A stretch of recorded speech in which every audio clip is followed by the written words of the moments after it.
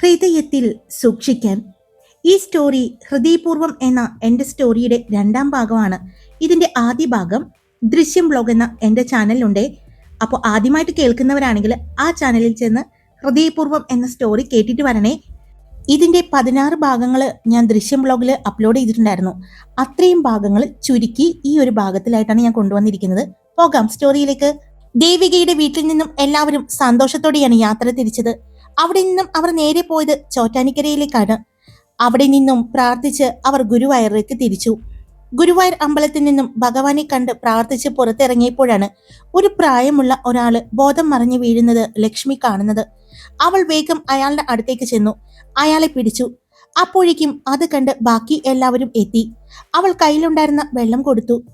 അയാൾ കണ്ണുകൾ തുറന്നു ലക്ഷ്മിയെ നോക്കി ഒന്ന് പുഞ്ചിരിച്ചു. മോളെ, നീ വളരെ നല്ലവളാണ്. നിന്റെ ജീവിതത്തിൽ വലിയ കാര്യങ്ങൾ നടക്കും. പ്രായമുള്ള ആൾ പറയുന്നത് കേട്ട് ലക്ഷ്മി അത്ഭുതത്തോടെ അയാളെ നോക്കി. ചില കാര്യങ്ങൾക്കായിട്ട് ഗുരുവായൂരപ്പൻ തിരഞ്ഞെടുത്തിട്ടുണ്ട്, അയാൾ പറഞ്ഞു. ലക്ഷ്മി അയാളെ ഞെട്ടലോടെയാണ് നോക്കിയത്. അവിടെ നിന്നും എല്ലാവരും സന്ദീപിന്റെയും ഗംഗയുടെയും ഗുരുവായൂരുള്ള ഫ്ലാറ്റിലേക്കാണ് പോയത്. അവിടെ ചെന്ന് വിശ്രമിച്ചതിനു ശേഷം പോകാമെന്ന് തീരുമാനിച്ചു. അവിടെ ചെന്ന് എല്ലാവരും വിശ്രമിക്കുമ്പോൾ ലക്ഷ്മി ബാൽക്കണിയിലേക്ക് പോയി നിൽക്കുകയായിരുന്നു. അവളുടെ അടുത്തേക്ക് മാധവ് വന്നു. എന്തുപറ്റി? അവളുടെ പുറകിലൂടെ ചേർത്ത് പിടിച്ചു. അവളുടെ മനസ്സിൽ ആ പ്രായമുള്ള ആള് പറഞ്ഞ കാര്യം അപ്പോഴും കിടക്കുന്നുണ്ടായിരുന്നു. ഇനിയും പ്രശ്നങ്ങൾ വരികയാണോ എന്നൊരു പേടി അവൾക്കുണ്ടായിരുന്നു. അവൾ അക്കാര്യങ്ങൾ മാധവിനോട് പറഞ്ഞു. മാധവ് അവളെ ആശ്വസിപ്പിച്ചു. എന്ത് വന്നാലും ഞാൻ കൂടെ ഉണ്ടാകും എന്ന് പറഞ്ഞ് മാധവ് ആശ്വസിപ്പിച്ചു. അവിടേക്ക് അവർ ഭക്ഷണം ഓർഡർ ചെയ്ത് വരുത്തി കഴിച്ചതിന് ശേഷമാണ് അവർ പാലക്കാട്ടേക്ക് യാത്ര തിരിച്ചത്. വീട്ടിലെത്തിയതും സച്ചിയും സന്ദീപും സ്വന്തം വീട്ടിലേക്ക് പോകാൻ ഇറങ്ങിയെങ്കിലും അവരോട് ഇന്ന് പോകണ്ട എന്ന് പറഞ്ഞ് മാധവിന്റെ വീട്ടിൽ തന്നെ അവരെ നിർത്തി. രാവിലെ ടീച്ചറും മാധവിന്റെ അമ്മയും ബ്രേക്ക്ഫാസ്റ്റ് ഉണ്ടാക്കി. എല്ലാവരും അല്പം വൈകിയാണ് എഴുന്നേറ്റ് വന്നത്. യാത്രാക്ഷീണം നന്നായി ഉണ്ടായിരുന്നു. ഭക്ഷണം കഴിച്ച് പോകാനായി സച്ചിയും സന്ദീപും ഇറങ്ങി.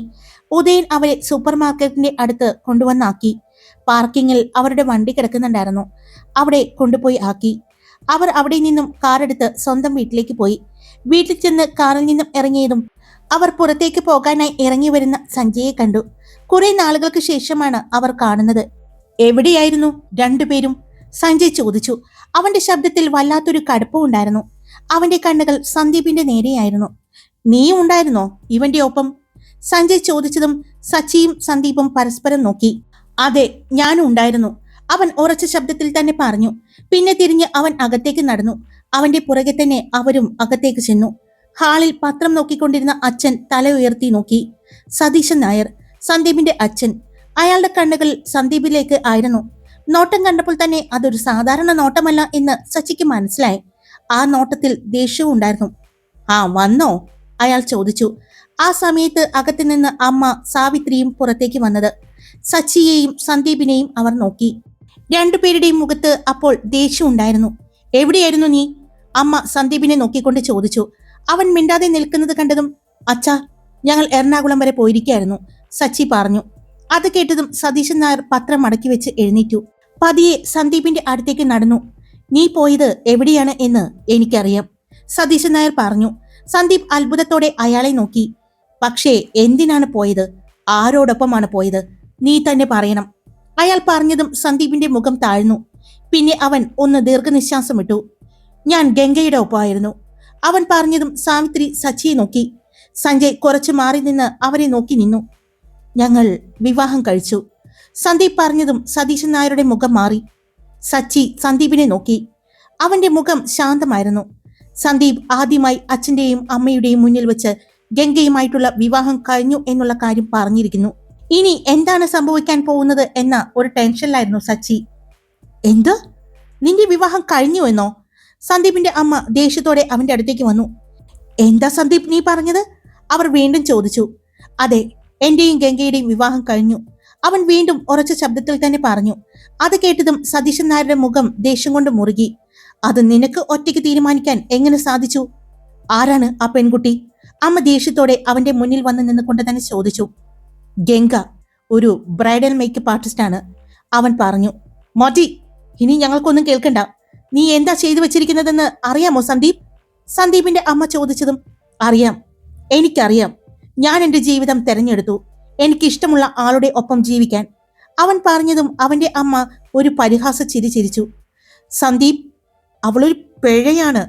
അമ്മ പറഞ്ഞതും അത് കേട്ട് സന്ദീപിനും സച്ചിക്കും കേട്ടു നിൽക്കാനായില്ല.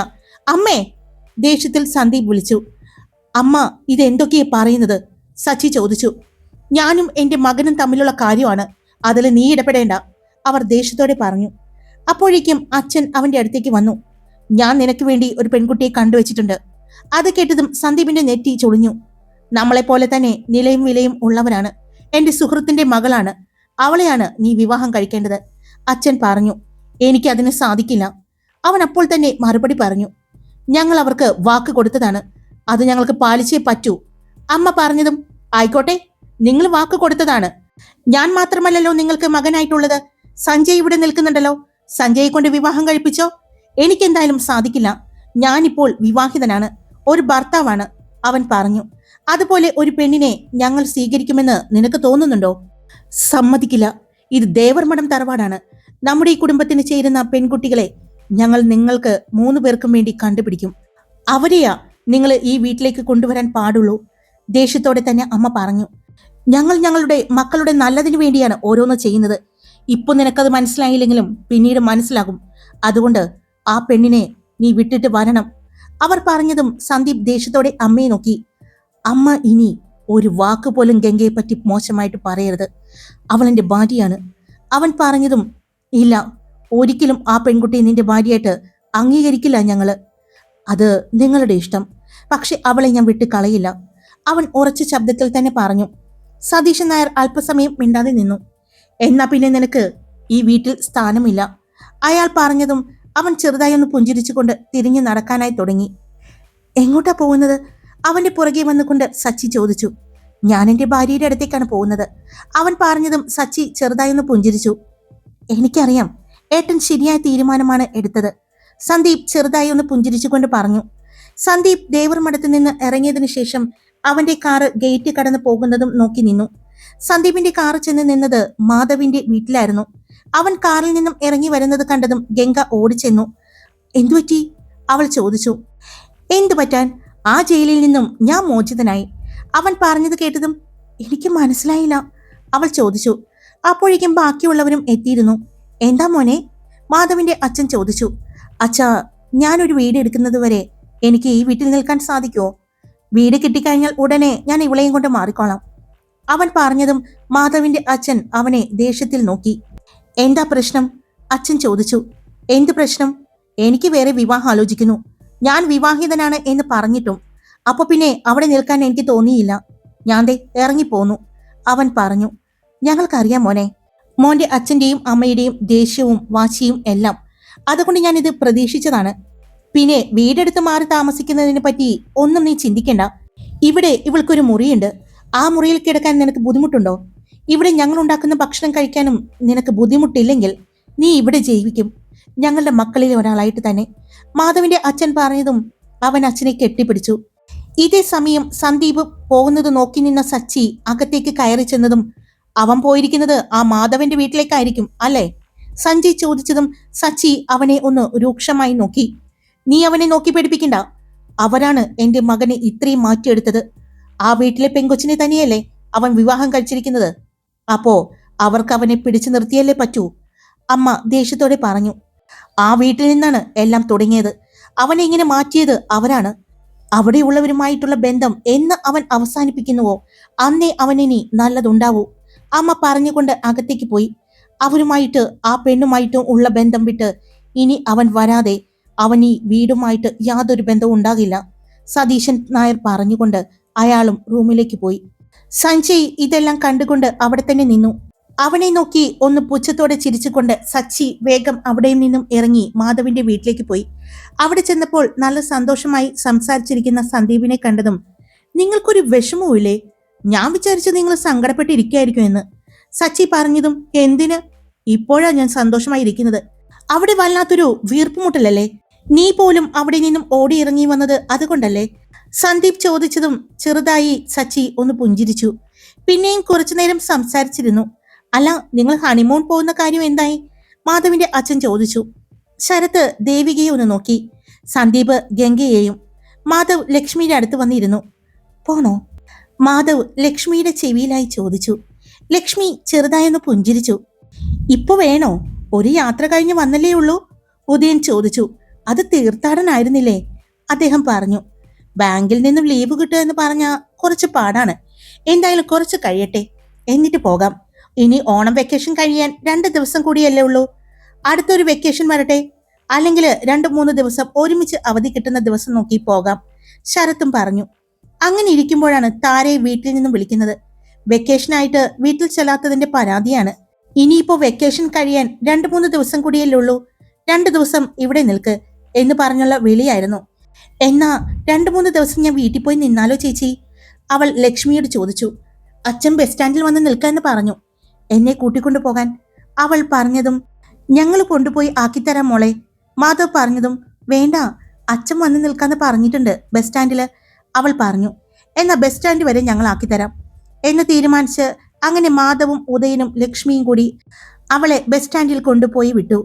പോകുന്ന കാര്യം അവൾ സച്ചിയെ ഫോണിൽ വിളിച്ചിട്ട് കിട്ടാതായതും മെസ്സേജ് മൊബൈലിലിട്ടു. വീട്ടില് സച്ചിയെ അച്ഛനും അമ്മയും ചോദ്യം ചെയ്യലായിരുന്നു. അവൻ അവരോടെല്ലാം ദേഷ്യപ്പെട്ടു. സഞ്ജയും അതിനിടയിൽ വന്നതും അവന്റെ കൺട്രോൾ പോയി. അവൻ ദേഷ്യത്തിൽ എന്തൊക്കെയോ പറഞ്ഞ് റൂമിലേക്ക് ചെന്നപ്പോഴാണ് ഫോണിൽ താരയുടെ മെസ്സേജ് കണ്ടത്. മെസ്സേജ് കണ്ടപ്പോൾ തുടങ്ങി അവൻ അവളെ വിളിച്ചു നോക്കി. ഫോൺ എടുക്കാതെ ആയതും അവൻ ദേഷ്യത്തോടെ അവിടെ നിന്നും എഴുന്നേറ്റു. ലക്ഷ്മിയെ വിളിച്ചു. അവളെ വിളിച്ചിട്ട് എടുക്കുന്നില്ല എന്ന് പറഞ്ഞു. ഇപ്പൊ ബസ്സിലായിരിക്കും എന്ന് ലക്ഷ്മി പറഞ്ഞു. ഞാൻ വിളിച്ചു നോക്കട്ടെ എന്ന് പറഞ്ഞ് ലക്ഷ്മിയും വിളിച്ചു. ഫോൺ എടുക്കുന്നില്ല. അങ്ങനെ സമയം കടന്നുപോയി. രാത്രിയായിട്ടും അവളെ കോളൊന്നും വരാതായതും അവർ വിളിച്ചിട്ട് എടുക്കാതായതും സച്ചിക്ക് ദേഷ്യവും സങ്കടവും അതോടൊപ്പം പേടിയും തോന്നി. അവൻ ആരും കാണാതെ വീട്ടിൽ നിന്നും ഇറങ്ങി മാധവിന്റെ വീട്ടിലേക്ക് ചെന്നു. അവളെ വിളിച്ചിട്ട് എടുക്കുന്നില്ല എന്നും പറഞ്ഞ്. അതുകൊണ്ട് അവളെ അന്വേഷിച്ച് ഞാൻ പോവുകയാണ് അവളുടെ വീട്ടിലേക്ക് എന്നും പറഞ്ഞു. സമയം ഒരുപാടായതുകൊണ്ട് എല്ലാവരും എതിർത്തെങ്കിലും അത് കുഴപ്പമില്ല, അവളെ കാണാതെ അവളോട് സംസാരിക്കാതെ സമാധാനം കിട്ടില്ല എന്ന് പറഞ്ഞ് അവൻ പോയി. താര വീട്ടിൽ ചെല്ലുമ്പോൾ മുതൽ അവിടെ തരുണുമായിട്ട് വഴക്കിലായിരുന്നു. അവൾ അവനോട് പറയാതെ പോയതിനും വേറൊരു സ്ഥലത്ത് പോയി നിന്ന് പഠിക്കുന്നതിനും എല്ലാം അവളോട് എതിർത്തു. കൂടെ അവന്റെ ഭാര്യയും. വീട്ടിൽ ബഹളമായതും അച്ഛനും അമ്മയും അവളെ ചേർത്ത് പിടിച്ചു. എങ്കിലും തരുണും ഭാര്യയും അവളോട് വല്ലാതെ ദേഷ്യപ്പെട്ടുകൊണ്ടിരുന്നു. ഇതൊക്കെ കേൾക്കാൻ വേണ്ടിയാണോ അച്ഛനും അമ്മയും എന്നെ ഇങ്ങോട്ട് വിളിച്ചു വരുത്തിയത് എന്ന് അവൾ ചോദിച്ചു. മോൾ ഇങ്ങോട്ട് വന്നില്ലെങ്കിൽ ഇവർ അങ്ങോട്ട് വരുമായിരുന്നു. ഇവൻ ആ വീടും സ്ഥലവും എല്ലാം കണ്ടുപിടിച്ചു എന്ന് അച്ഛൻ പറഞ്ഞതും പിന്നെ അവൾ ഒന്നും പറഞ്ഞില്ല. അവളോട് ഇനി തിരിച്ചു പോകരുത് എന്നും ഇവിടെ കോളേജിൽ അഡ്മിഷൻ എടുത്തിട്ടുണ്ട് എന്നെല്ലാം തരുൺ പറഞ്ഞു. ഞാൻ തിരിച്ചു പോകുകയും ചെയ്യും, അവിടെ പോയി പഠിക്കുകയും ചെയ്യും, എന്നെ തടയാൻ നിൽക്കണ്ട എന്ന് പറഞ്ഞ അവൾ ദേഷ്യത്തോടെ അവളുടെ മുറിയിലേക്ക് പോയി. റൂമിൽ ചെന്നതും കയ്യിലുണ്ടായിരുന്ന ബാഗും ഫോണും അവൾ ബെഡിലേക്ക് എറിഞ്ഞു. കുറച്ചു നേരം ബെഡിൽ കിടന്നു. പിന്നെ എന്തോ ഓർത്തതുപോലെ ഫോൺ എടുത്ത് നോക്കി. ഒരുപാട് മിസ്ഡ് കോളുകൾ കണ്ടു. ലക്ഷ്മിയുടെയും സച്ചിയുടെയുമാണ് എന്ന് കണ്ടതും അവൾ വിളിക്കാൻ പോയപ്പോഴാണ് വീണ്ടും വാതിലിൽ മുട്ടുകേട്ടത്. വാതിൽ ചെന്ന് തുറന്നതും അച്ഛനും അമ്മയും ആയിരുന്നു. അവരാകെ സങ്കടത്തിലാണ് എന്ന് അവൾക്ക് മനസ്സിലായി. കാര്യം എന്താണെന്ന് ചോദിച്ചപ്പോൾ പറഞ്ഞത് തരുൺ അവളുടെ വിവാഹം ഉറപ്പിച്ചിരിക്കുകയാണ് എന്നും അവൻ പറയുന്ന ആളെ മോള് വിവാഹം കഴിക്കണം എന്ന് പറഞ്ഞ് വാശി പിടിക്കുകയാണ് എന്നും പറഞ്ഞു. അത് കേട്ടതും താരയുടെ നിയന്ത്രണം വിട്ടു. അവൾ വീണ്ടും താഴേക്ക് ചെന്നു. തരുണുമായിട്ട് വീണ്ടും വഴക്കായി. ആ സമയത്ത് വീടിന്റെ മുന്നിൽ ഒരു വണ്ടി വന്ന് നിൽക്കുന്ന ശബ്ദം കേട്ടത്. അച്ഛൻ ചെന്ന് വാതിൽ തുറന്നതും അകത്തേക്ക് ദേഷ്യത്തോടെ കയറി വരുന്ന സച്ചിയെ കണ്ടതും താര ഞെട്ടി. നീ എന്താടി വിളിച്ചിട്ട് ഫോൺ എടുക്കാഞ്ഞത് എന്ന് ചോദിച്ചു. അവളുടെ കയ്യിൽ പിടിച്ചു. അത് കണ്ടതും തരുൺ അവന്റെ അടുത്തേക്ക് വന്നു. സച്ചിയെ കണ്ടതും അവന് ആളെ മനസ്സിലായി. പലപ്പോഴും ഹരിയുടെയും ഈശ്വരന്റെയും ഒപ്പം സച്ചിയെ അവൻ കണ്ടിട്ടുണ്ട്. അതുകൊണ്ട് തന്നെ അവൻ ആരാണ് എന്ന് തരുണിനറിയാം. എന്നാലും തന്റെ വീട്ടിൽ കയറി വന്ന് തന്റെ സഹോദരിയുടെ കയ്യിൽ പിടിച്ച ദേഷ്യത്തിനും അവളോട് അത്ര അടുപ്പത്തോടെ സംസാരിക്കുന്നത് കേട്ടതും അവന് ദേഷ്യം തോന്നി. ഇതേ സമയം സച്ചി പോയി എന്ന് കണ്ടതും മാധവും ഉദയനും അടക്കം എല്ലാവരും താരയുടെ വീട്ടിലേക്ക് യാത്ര തിരിച്ചിരുന്നു. അവിടെ എന്തെങ്കിലും പ്രശ്നമുണ്ടാകും എന്ന് അവർക്ക് ഉറപ്പായിരുന്നു. താരയുടെ വീട്ടില് തരുണും സച്ചിയും തമ്മിൽ വാക്കേറ്റമായി. കയ്യേറ്റത്തിലേക്ക് എത്തുമ്പോഴാണ് അവിടേക്ക് മാധവും ലക്ഷ്മിയും അടക്കം എല്ലാവരും 2 കാറുകളിലായി എത്തുന്നത്. അവരും അങ്ങോട്ട് വന്നു. ലക്ഷ്മിയെ കണ്ടതും താര അവളെ ചെന്ന് കെട്ടിപ്പിടിച്ച് കരഞ്ഞു. പിന്നീട് മാധവും ലക്ഷ്മിയും എല്ലാവരും താരയുടെ അച്ഛന്റെയും അമ്മയുടെയും അടുത്തേക്ക് വന്നു. അവർ അവരോട് സ്നേഹത്തോടെ സംസാരിച്ചു. അതെല്ലാം കണ്ടിട്ട് തരുണിന് സഹിക്കാൻ പറ്റുന്നുണ്ടായിരുന്നില്ല. കാര്യം എന്താണ് എന്താണ് പ്രശ്നം എന്ന് ഉദയൻ താരയോട് ചോദിച്ചു. എന്റെ അനുവാദമില്ലാതെ എന്റെ വിവാഹം ഉറപ്പിച്ചു എന്ന് താര പറഞ്ഞത് കേട്ട് സച്ചി തരുണിന്റെ അടുത്തേക്ക് ചെന്നു. എന്റെ പെണ്ണിന്റെ വിവാഹം ഉറപ്പിക്കാൻ നീ ആരാണ്? നീ അവളുടെ ഏട്ടനാണെന്ന് പറയാൻ എന്ത് യോഗ്യതയാണ് നിനക്കുള്ളത് എന്നെല്ലാം ചോദിച്ച് വീണ്ടും കയർത്ത് സംസാരിച്ചു. എന്റെ പെങ്ങളുടെ കാര്യത്തിൽ തീരുമാനമെടുക്കാനുള്ള അവകാശം എനിക്കുണ്ട് എന്ന് തരുൺ പറഞ്ഞപ്പോൾ, നിന്നേക്കാൾ അവകാശമുള്ള 2 പേർ ഇവിടെയുണ്ട്, അച്ഛനും അമ്മയും. അവരോട് ഞങ്ങളുടെ അനിയന് വേണ്ടി നേരത്തെ താരയെ വിവാഹം ആലോചിച്ചിട്ടുണ്ട്. അവർ സമ്മതിച്ചിട്ടുണ്ട്. അതുകൊണ്ട് ഞങ്ങൾക്ക് നിന്റെ അനുവാദം വേണ്ട. മാധവ് അത് പറഞ്ഞതും സച്ചിക്കും താരയ്ക്കും അടക്കം അത് ഒരു ഞെട്ടലായിരുന്നു. നീ ആദ്യം നല്ല ഏട്ടനാകാൻ പഠിക്ക്. അല്ലാതെ പൈസ കിട്ടുമെന്നറിയുമ്പോൾ സ്വന്തം സഹോദരങ്ങളെ തന്നെ വിറ്റ നീ എങ്ങനെയാണ് നല്ലൊരു ഏട്ടനാകുന്നത്? ദേഷ്യത്തോടെ തന്നെ മാധവ് ചോദിച്ചു. ഇവൾക്കൊരാഗ്രഹമുണ്ട്. അച്ഛന്റെയും അമ്മയുടെയും അനുഗ്രഹത്തോടു കൂടി വേണം വിവാഹം നടക്കാനെന്ന്. അവൾ സ്വന്തമായി ഒരു വരുമാനം കിട്ടിയിട്ടും മതിയെന്നും അവൾ എന്നോട് പറഞ്ഞിട്ടുണ്ട്. അതിനുവേണ്ടിയുള്ള കാത്തിരിപ്പിലാണ് ഞാൻ. അല്ലെങ്കിൽ പണ്ടേ ഇവളെ ഞാൻ എന്റെ ഭാര്യയായി എന്റെ ജീവിതത്തിലേക്ക് കൂട്ടിയേനെ. നിങ്ങൾക്ക് എന്നെ വിശ്വാസം ഉണ്ടെങ്കിൽ ഉറപ്പായിട്ടും ഇവളെ എനിക്ക് തരണം. അവളുടെ ആഗ്രഹപ്രകാരം അവൾ ജോലി നേടിയിട്ട് എല്ലാവരുടെയും അനുഗ്രഹത്തോടു കൂടി ഇവളെ എന്റെ കയ്യിലേക്ക് തരണം. സച്ചി താരയുടെ അച്ഛന്റെ കൈ പിടിച്ചുകൊണ്ട് പറഞ്ഞു. എന്റെ മകൾക്ക് ഒരു ആപത്താണ് എന്ന് കണ്ടപ്പോ ഓടി വരാൻ കാണിച്ച ഒരു മനസ്സില്ലേ നിനക്ക്? അത് മതി ഇവളെ നീ സംരക്ഷിക്കും എന്നുള്ളതിന്റെ ഉറപ്പിന്. അച്ഛൻ പറഞ്ഞതും അവൻ സന്തോഷത്തോടെ അച്ഛനെ കെട്ടിപ്പിടിച്ചു. പിന്നെ അവൻ തിരിഞ്ഞ് തരുണിന്റെ അടുത്തേക്ക് ചെന്നു. നീ ഒരുപാടായി എന്റെ പെണ്ണിനെയും ലക്ഷ്മിയെടുത്തിയെയും എല്ലാം ഭയപ്പെടുത്തി ജീവിക്കാൻ തുടങ്ങിയിട്ട്. ഇനി അത് വേണ്ട. അവർക്ക് കൂട്ടായിട്ട് എന്തിനും ഞങ്ങളുണ്ട്. ഒരു കുടുംബം മുഴുവനുണ്ട്. അതുകൊണ്ട് ഇനി നിന്റെ തോന്നിവാസമൊന്നും ഇവരുടെ അടുത്ത് നടക്കില്ല. പിന്നെ ഇവരുടെ കാര്യങ്ങൾ നോക്കാൻ അച്ഛനും അമ്മയുണ്ട്. അതിൽ നിന്നേക്കാൾ അവകാശം അവർക്കാണ്. അവളുടെ കാര്യത്തില് അവരുടെ അനുവാദം കിട്ടിയ സ്ഥിതിക്ക് ഇനി നീ എന്റെ പെണ്ണിനെ ഒന്ന് നോക്കിപ്പോലും വേദനിപ്പിച്ചു എന്ന് അറിഞ്ഞാൽ ഈ ദേവർ മഠം എന്ന ഞാൻ ഇങ്ങോട്ടൊരു വരവ് വരും. നിനക്കത് നല്ലതിനാവില്ല. നല്ല ഏട്ടനാകണമെങ്കിൽ അത് ഈ കുടുംബത്തിൽ വന്ന് കണ്ടു പഠിക്കണം. ഒരു ഭർത്താവാകേണ്ടത്, ഒരു ഏട്ടനാകേണ്ടത്, ഒരു നല്ല കൂട്ടുകാരനാകേണ്ടത് എങ്ങനെയാണെന്ന് കണ്ടുപഠിക്കാൻ ഏറ്റവും നല്ല സ്ഥലമാണ് ഇവരുടെ വീട്. നിന്റെ തല നേരെയായാൽ നിനക്ക് തെറ്റും ശരിയും തിരിച്ചറിയാൻ സാധിക്കും എന്ന് തോന്നിയാൽ നിനക്ക് വരാം. അപ്പോൾ മനസ്സിലാകും എന്തുകൊണ്ടാണ് ഞാനടക്കം എല്ലാവരും, ഈ താരയടക്കം എല്ലാവരും ആ വീടിനെ ഇഷ്ടപ്പെടുന്നത് എന്ന്, ആ വീട്ടുകാരെ ഇഷ്ടപ്പെടുന്നത് എന്ന്. പിന്നെ നല്ല സഹോദരൻ ആകാൻ വളരെ എളുപ്പമാണ്. അതിന് നല്ല മനസ്സ് മാത്രം മതി. അവൻ അച്ഛൻ്റെയും അമ്മയുടെയും നേരെ തിരിഞ്ഞു. ഇവളെ ഞാൻ കൊണ്ടുപോയിക്കോട്ടെ? സച്ചി ചോദിച്ചതും അച്ഛനും അമ്മയും പുഞ്ചിരിയോടെ കൊണ്ടുപോയിക്കൊള്ളാൻ പറഞ്ഞു. ഇനി ഞങ്ങളുടെ മകളെ കാണുമെന്ന് ഞങ്ങൾക്ക് തോന്നിയാ ഞങ്ങൾ വന്നോളാം അങ്ങോട്ട്. അച്ഛനും അമ്മയും പറഞ്ഞതും താര അവരെ 2 പേരെയും കെട്ടിപ്പിടിച്ചു. ആ സമയം മാധവും ഉദയനും ശരത്തും സന്ദീപും തരുണിന്റെ അടുത്തേക്ക് ചെന്നു. ഞങ്ങൾ പോയതിനു ശേഷം ഇവരെ വേദനിപ്പിക്കാനാണ് നിന്റെ ഉദ്ദേശമെങ്കിൽ വേണ്ട. അവർക്ക് വേദനിച്ചാൽ അതിപ്പോ ഞങ്ങൾക്കും വേദനയാകും. അത് ഞങ്ങൾ പുറത്തു തന്നു എന്ന് വരില്ല. ഇനി ഇവരും ഞങ്ങളുടെ അച്ഛനും അമ്മയും തന്നെയാണ്. നിനക്കും നിന്റെ ഭാര്യയ്ക്കും ഇനി അതിന്റെ ഇടയിൽ കയറാൻ അവകാശമില്ല, മാധവ് പറഞ്ഞു. ആ പിന്നെ മറ്റൊരു കാര്യം കൂടി. നീ പറഞ്ഞില്ലേ ഈ വീടിന്റെ ആധാരം വെച്ച് അച്ഛൻ ലോൺ എടുത്ത്? അത് വെറുതെ ഒന്നുമല്ലല്ലോ, നിന്നെ പഠിപ്പിക്കാനൊക്കെ തന്നെ വേണ്ടിയായിരുന്നില്ലേ? ആ അത് പോട്ടെ, അതിന്റെ ലോൺ അടച്ചത് നീയാണ്, ആധാരം എടുപ്പിച്ചത് നീയാണ് എന്ന് പറഞ്ഞല്ലോ. അതുകൊണ്ട് ഈ വീടിന്റെ അവകാശം നിനക്കാണെന്നും ഈ വീട് നിനക്ക് വേണമെന്നും നീ പറഞ്ഞില്ലേ? അതങ്ങ് മറന്നേക്ക്. നിന്റെ അച്ഛനും അമ്മയും അത് വാക്കാൽ പറഞ്ഞിട്ടേ ഉള്ളൂ, രേഖകളിൽ ആക്കിയിട്ടില്ല.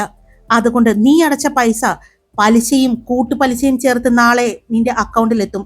പക്ഷെ അതിനു മുമ്പ് ഈ വീടിന് നിനക്ക് ഒരു അവകാശവും ഇല്ല എന്ന് പറഞ്ഞ് എഴുതി കൊടുക്കണം. സന്ദീപ് അത് പറയുമ്പോൾ തരുൺ മിണ്ടാതെ നിന്നു. നാളെ 10 മണിക്ക് എന്റെ ആളുകൾ ഇവിടെ എത്തും. അവരുടെ മുന്നിൽ നീ അത് ഒപ്പിട്ട് കൊടുക്കണം. ഒപ്പിട്ട ഉടനെ നിന്റെ അക്കൗണ്ടിലേക്ക് പണം എത്തിയിരിക്കും.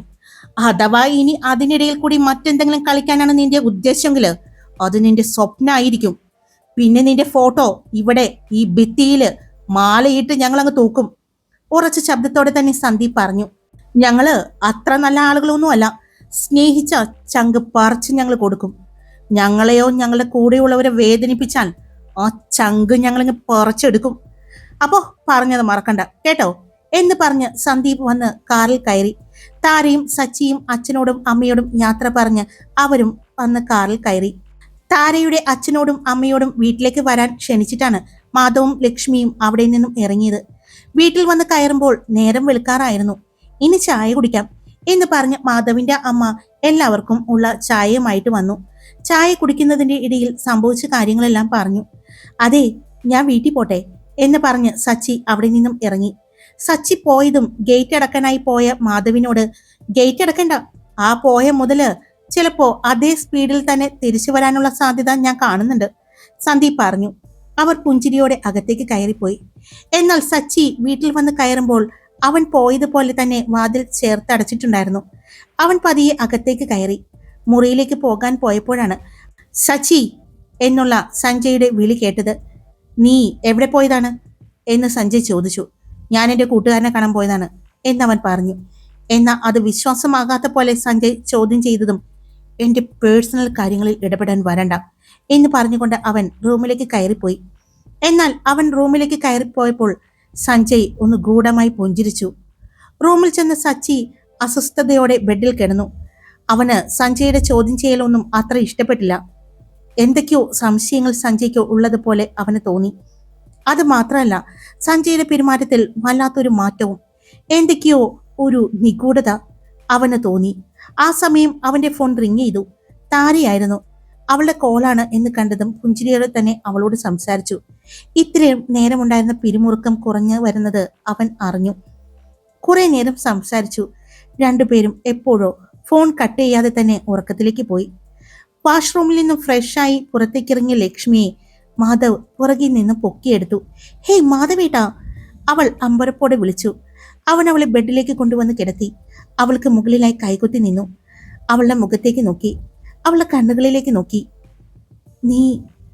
നീയാണ് എൻ്റെ ജീവിതത്തിലെ ഏറ്റവും വലിയ ഭാഗ്യമെന്ന് പറഞ്ഞുകൊണ്ട് അവൻ അവളുടെ ചുണ്ടിൽ അമർത്തി ചുംബിച്ചു. ചുംബനത്തോടൊപ്പം തന്നെ അവളുടെ ചുണ്ടുകളെ അവൻ പതിയെ കടിച്ചു നുടഞ്ഞു. പിന്നെ പതിയെ മുഖമുയർത്തി അവളുടെ കണ്ണുകളിലേക്ക് നോക്കി. എൻ്റെ മനസ്സിൽ ആദ്യമായിട്ട് പ്രണയത്തിന്റെ വിത്ത് പാകിയത് നീയാണ്, അവൻ പറഞ്ഞുകൊണ്ട് അവളുടെ നെറ്റിയിൽ ചുംബിച്ചു. ലക്ഷ്മി കണ്ണുകൾ അടച്ച് അത് സ്വീകരിക്കുമ്പോൾ അവളുടെ കണ്ണുകൾ നിറഞ്ഞിരുന്നു. അവന്റെ ചുണ്ടുകൾ അവളുടെ മുഖമാകെ ഓടി നടന്നു. രണ്ടുപേരും പരസ്പരം പ്രണയം കൈമാറിക്കൊണ്ടിരുന്നു.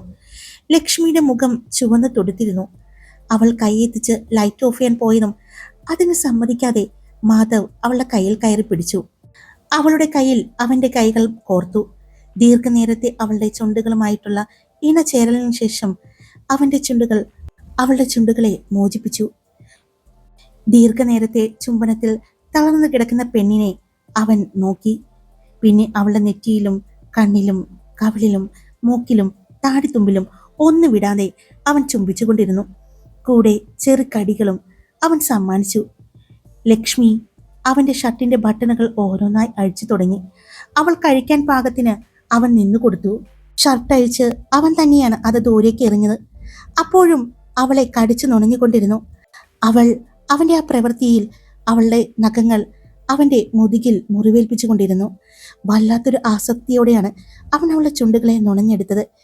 ഇടയ്ക്ക് എപ്പോഴും ശ്വാസം വിടാനായി അവൾ വായ പതിയെ തുറന്നതും അവന്റെ നാവ് അവളുടെ നാവുമായിട്ട് ഇണചേർന്നു. പതിയെ അവളുടെ നാവിനെ നുണഞ്ഞു. കടിച്ചും അവൻ വേദനിപ്പിച്ചു. തിരിച്ച് അവളും അവന്റെ നാവിനെയും ചുണ്ടുകളെയും കൊണ്ട് ചുംബിച്ചു കൊണ്ടിരുന്നു. സമയം കഴിഞ്ഞതും അവൻ അവളുടെ ചുണ്ടുകളെ മോചിപ്പിച്ചു. അവളുടെ ശ്വാസം നേരെയായി എന്നറിഞ്ഞതും അവൻ വീണ്ടും അവളുടെ മുഖത്തിലൂടെ കഴുത്തിലേക്ക് അവന്റെ മുഖം ചേർത്തു. അവന്റെ കൈകൾ അവളുടെ ടോപ്പിനുള്ളിലൂടെ മുകളിലേക്ക് ചെന്നു. അവളുടെ മാറിൽ പതിയെ പിടിച്ചു. രണ്ട് മാറിനെയും തഴുകിക്കൊണ്ട് കൈകൾ കുറുമ്പ് കാട്ടി. അവനെ തടയാനാവാതെ അവൾ അവന്റെ വിധേയായി കിടന്നു.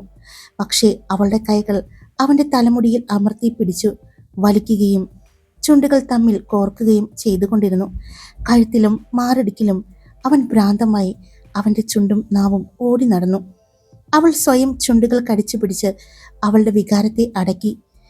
ശരീരത്തിൽ നിന്നും ഓരോ വസ്ത്രങ്ങൾ അഴിഞ്ഞു മാറുന്നത് അവൾ അറിയുന്നുണ്ടായിരുന്നു. അവളുടെ ഇന്നർ കൂടി അവൻ അഴിച്ചു മാറ്റി. അവളിലെ മൃദുലത അവൻ നുണഞ്ഞെടുത്തു. അവളുടെ മാറിലെ മായ മറുകിനെ അവൻ നാവുകൊണ്ട് തലോടി ഉണർത്തി. അവളൊന്ന് പിടഞ്ഞു പൊങ്ങി. കുറച്ചു നേരത്തെ നാവുകൾ കൊണ്ടുള്ള തലോടലിന് ശേഷം ചുണ്ടുകൾ കൊണ്ടുള്ള തലോടലിന് ശേഷം അവന്റെ ചുണ്ടുകൾ അവളുടെ ശരീരത്തിലൂടെ ഇഴഞ്ഞ് താഴേക്കിറങ്ങി. അവളുടെ പൊക്കിൾ ചുഴിയിൽ നാവ് അതിൻ്റെ ആഴമളക്കുമ്പോൾ അവൻ്റെ കൈകൾ അവളുടെ മാറിനെ പൊതിഞ്ഞു പിടിച്ചിരുന്നു. അവൾ കണ്ണുകൾ അടച്ചു കിടന്നു. അവൻ്റെ കൈകൾ താഴേക്ക് ഇറങ്ങുന്നത് അറിഞ്ഞതും അവൾ കണ്ണുകൾ വലിച്ചു തുറന്നു. തന്നെ നോക്കി തന്നെ കിടക്കുന്ന അവളെ കണ്ടതും അവൻ ഉയർന്നു വന്ന് അവളുടെ നെറ്റിയിലൊന്ന് ചുംബിച്ചു. പിന്നെ ചുണ്ടിനെയും. പിന്നെ അവൻ്റെ മുഖം അവളുടെ ശരീരത്തിലൂടെ ഇഴഞ്ഞ് താഴേക്കെത്തി. അവളുടെ കൈകൾ തലയണയിൽ മുറുകി. പെട്ടെന്ന് തന്നെ കൈയെത്തിച്ച് ലൈറ്റ് ഓഫ് ചെയ്തു. അതറിഞ്ഞതും അവൻ ചിരിച്ചുകൊണ്ട് വീണ്ടും അവളുടെ മാറിനടുത്തേക്ക് മുഖം കൊണ്ടുവന്നു. പതിയെ ഒന്ന് കടിച്ചു. പിന്നെ കടിച്ച സ്ഥലത്ത് നാവ് കൊണ്ട് ഉഴഞ്ഞു. അവളുടെ മുഖത്തിനടുത്തേക്ക് മുഖം കൊണ്ടുവന്നു. അവൻ്റെ നെറ്റി അവളുടെ നെറ്റിയിൽ മുട്ടിച്ചുകൊണ്ട് അവളിലേക്ക് അവൻ ആഴ്ന്നിറങ്ങി. രതിയിൽ തീർത്ത തളർച്ചയിൽ അവൻ അവളുടെ മാറിലേക്ക് തന്നെ തളർന്നു വീണു. അവൻ അവളെ ചേർത്ത് പിടിച്ചു. അല്പസമയത്തിന് ശേഷം അവളുടെ നെറ്റിയിൽ ഒന്ന് ചുംബിച്ചുകൊണ്ട് ബെഡിലേക്ക് മറിഞ്ഞു. അവളെ വലിച്ച് നെഞ്ചിലേക്ക് അവൻ ചേർത്ത് പിടിച്ച് കിടന്നു. രണ്ടുപേരും ക്ഷീണമുണ്ടായത് കൊണ്ട് തന്നെ പെട്ടെന്ന് ഉറക്കത്തിലേക്ക് പോയി. രാവിലെ ശരത്തും ഉദയനും കൂടി പുറത്തു പോയി കഴിഞ്ഞതും കോളേജിൽ പോകാനായിട്ട് താരയും സ്കൂളിൽ പോകാനായിട്ട് ലക്ഷ്മിയും സാന്ദ്രയും മിത്രയും കൂടി പുറത്തേക്കിറങ്ങി. അവർ നടന്നു പോയിക്കൊണ്ടിരിക്കുമ്പോഴാണ് സച്ചിയുടെ കാറ് അവരുടെ മുന്നിൽ വന്ന് നിന്നത്. ഞാൻ ബസ് സ്റ്റോപ്പിലാക്കി തരാം, സച്ചി പറഞ്ഞതും വേണ്ട, ഞങ്ങൾ നടന്നു പോയിക്കൊള്ളാം, നീ വേണമെങ്കിൽ നിന്റെ പെണ്ണിനെ കൊണ്ടുപോയി ആക്കിക്കോ, സാന്ദ്ര പറഞ്ഞതും സച്ചി താരയോട് കാറിൽ കയറാൻ പറഞ്ഞു. താരയുമായി സച്ചി പോയതും ബാക്കി 3 പേർ കൂടി ബസ് സ്റ്റോപ്പിലേക്ക് നടന്നു. താരയെ കോളേജിൽ ആക്കി കൊടുക്കാൻ വേണ്ടി പോവുകയായിരുന്നു സച്ചി. അപ്പോഴാണ് റോഡിൽ നിന്നും ഒരു കൂട്ടുകാരനോട് സംസാരിച്ചു കൊണ്ടിരുന്ന ഉദയൻ സച്ചിയുടെ കാർ കാണുന്നത്. അതിൽ കൂടെ ഇരിക്കുന്നത് താരയാണ് എന്ന് അവന് മനസ്സിലായിരുന്നു. അവന്റെ ശ്രദ്ധ അപ്പോഴാണ് ആ കാറിനെ ഫോളോ ചെയ്തു വരുന്ന മറ്റൊരു വണ്ടിയിലേക്ക് പോയത്. അതിന്റെ കോ ഡ്രൈവിംഗ് സീറ്റിൽ ഇരിക്കുന്ന ആളെ കണ്ടപ്പോൾ തന്നെ അത് സഞ്ജയ് ആണെന്ന് മനസ്സിലായി. ഉദയൻ അത് ശരത്തിനെ കാണിച്ചു കൊടുക്കുകയും ചെയ്തു. സഞ്ജയ് സച്ചിയുടെ കാറിനെ ഫോളോ ചെയ്യുകയാണ് എന്ന് മനസ്സിലായതും വേഗം തന്നെ ഉദയൻ ഫോൺ എടുത്ത് സച്ചിയെ വിളിച്ചു. കാര്യം പറഞ്ഞതും ഒരു ബസ് സ്റ്റോപ്പിൽ താരയെ അവൻ ഇറക്കി വിട്ടു. മാധവേട്ടന്റെ ബസ് ഇപ്പോൾ വരുമെന്നും അതിൽ കയറി പോയിക്കൊള്ളാനും പറഞ്ഞു. അവൻ കാറ് മുന്നോട്ട് എടുത്തതും ഒരു പ്രായമായ സ്ത്രീയെ കണ്ടു. അവന് പരിചയമുള്ളത് കൊണ്ട് തന്നെ ആ സ്ത്രീയെ അവൻ കാറിൽ കയറ്റി. അവന്റെ കാറ് വന്നു നിന്നത് സന്ദീപിന്റെ സൂപ്പർ മാർക്കറ്റിന്റെ മുന്നിലായിരുന്നു. ഹായ്, ഞാനേ ഇന്നത്തെ ഒരു ഭാഗത്തുകൊണ്ട് തന്നെ തീർക്കാന്ന് വെച്ചതാണ്, പക്ഷെ തീരില്ല, ലെങ്ത് ഒത്തിരി കൂടി പോവും. അതുകൊണ്ട് അടുത്ത ഭാഗത്തിലായിട്ട് ബാക്കി തീർക്കാട്ടോ. എന്നിട്ട് നമുക്ക് പുതിയ അധ്യായങ്ങൾ തുടങ്ങാം. ഇനി ഇത് എഡിറ്റ് ചെയ്ത് അപ്ലോഡ് ചെയ്തിട്ട് വേണം താലിയോഗം എന്ന സ്റ്റോറി ഇടാൻ. ഇല്ലെങ്കിലേ എനിക്ക് കമന്റ് ബോക്സ് തുറക്കാൻ പറ്റില്ല. എന്തായാലും അപ്പോൾ എല്ലാവർക്കും ഇഷ്ടപ്പെടുകയാണെങ്കിൽ സബ്സ്ക്രൈബ് ചെയ്യാനും ലൈക്ക് ചെയ്യാനും കമന്റ് ചെയ്യാനും ഹൈപ്പ് ചെയ്യാനും മറക്കരുത് കേട്ടോ. അപ്പോൾ താലിയോഗവുമായിട്ട് കാണാം. ബൈ.